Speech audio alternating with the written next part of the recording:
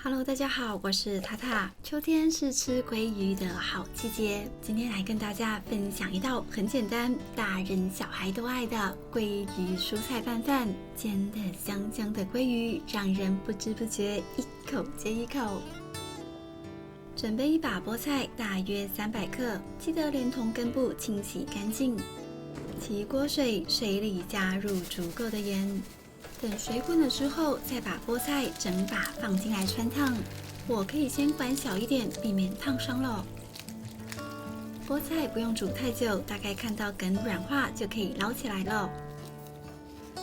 烫好的蔬菜立刻放到冰水里面来降温，等温度下降之后，再放到网架上沥干一下。这个菠菜上面还有很多水分，你可以直接用双手来挤干。也可以用这种寿司竹帘来挤压出水分，平滑的正面向内。像这样把整把放上来，然后一边卷一边拉紧，像这样才能均匀的把水分挤出去。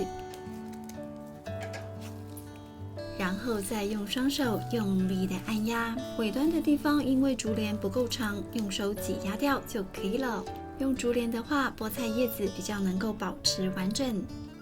有人会连同根部一起吃，我不习惯，还是会切掉。接着按照竹帘上的压痕来切出等长，像这样再加一点酱油跟柴鱼片，就是很好吃的凉拌菠菜啦。今天的拌饭我想用糙米来做，大家要用白米饭也都是很好吃的。糙米跟白米不同，轻轻的淘洗2遍就可以了。用压力锅煮糙米不需要浸泡，沥干水分之后直接放到压力锅里面来。一点橄榄油，一小撮盐，大约加入1.4倍的水量。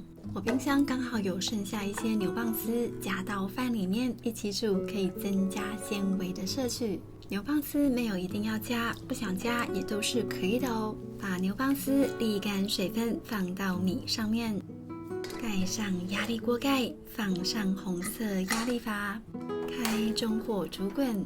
等压力上来，压力阀明显摇晃后，开始计时6分钟。想吃更软的糙米饭，可以增加一点水量跟时间。时间到，关火，大概焖25分钟就可以开盖了。等待的时候来处理鲑鱼的部分，这边大约有300克左右的鲑鱼，稍微清洗干净后，擦干表面的水分，淋上一点酒去腥，轻轻的抓匀，来一点盐，让鱼肉出水。先这样放着静置10分钟左右。这道鲑鱼拌饭来1到2颗的菇类是蛮好吃的。这种菇呢，通常不需要清洗，如果你要煮汤，洗一下是没有关系。但是如果要放到锅子里面煸出香味，那就不要洗。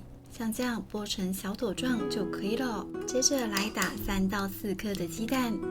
4颗蛋是比较香，不过我冰箱只剩下3颗了，加一小撮盐把蛋打散。这里开中火热锅，等锅热了之后放入比较多的橄榄油。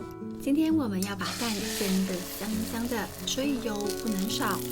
锅子倾斜一下，让蛋液往下流。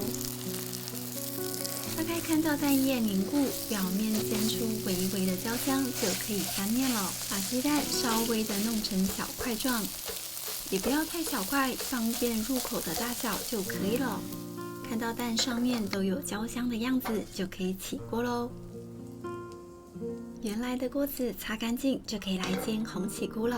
把所有的菇放进来，不需要再放油，开中小火加热。煸的时候呢，不需要去翻炒它，先让一面煸出焦香。等个几分钟后，再用锅铲压一下，让菇快点煸出表面的焦香。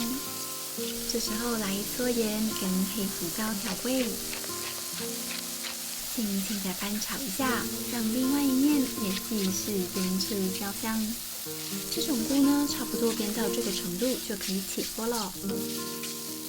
哇哦，香喷喷的！喜欢有奶香味的朋友，放一小块奶油就好吃的不得了了。这些配菜其实单吃也很美味。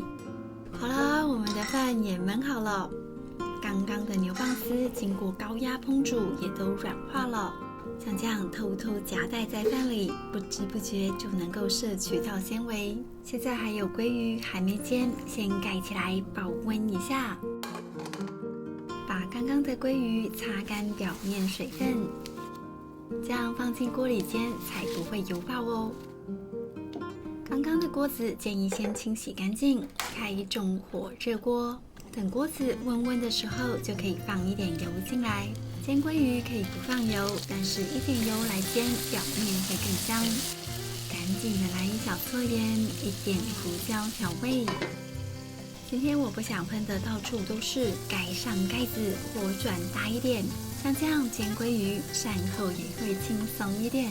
大概看到鲑鱼变色的样子，就可以翻面了。不要煎得太焦哦，这样鲑鱼会比较干一点。大概像这样的色泽就可以了。继续盖上盖子，煎个1分钟左右，关火。关火之后再焖一下下，再开盖，不仅水分会回流到鲑鱼上，也比较不会喷。哇哦，香喷喷的鲑鱼！像这样煎出来的鲑鱼里面还是很有水分的，超级好吃。把刚刚的鲑鱼直接的放到糙米饭这边来，锅里的油也一并放进来，刚刚的蛋，还有煸的香香的菇，把料跟饭充分的拌匀。虽然这边的配菜单独吃都很好吃，但是跟饭拌在一起，小朋友会更赏脸哦。拌好之后，再把蔬菜放进来，锅里还有剩下一些油脂也放进来，一点芝麻粒，把蔬菜轻轻的拌开。最后再来1到2大匙的酱油调味，酱油的分量还是要看自己吃的咸度做调整。像这样非常简单又健康的鲑鱼蔬菜拌饭就完成啦！我原本以为糙米版的拌饭我女儿不会喜欢吃，没想到她连吃了2碗。其实只要把糙米煮透煮软，就跟白米饭一样好吃哦。当然不适应糙米的朋友，用白米饭来做也是相当的好吃。满满的鲑鱼香跟蛋香，不油腻，好吃极了。好啦，今天的影片就到这里，喜欢我的分享记得帮我点赞。那我们下次再见，拜拜。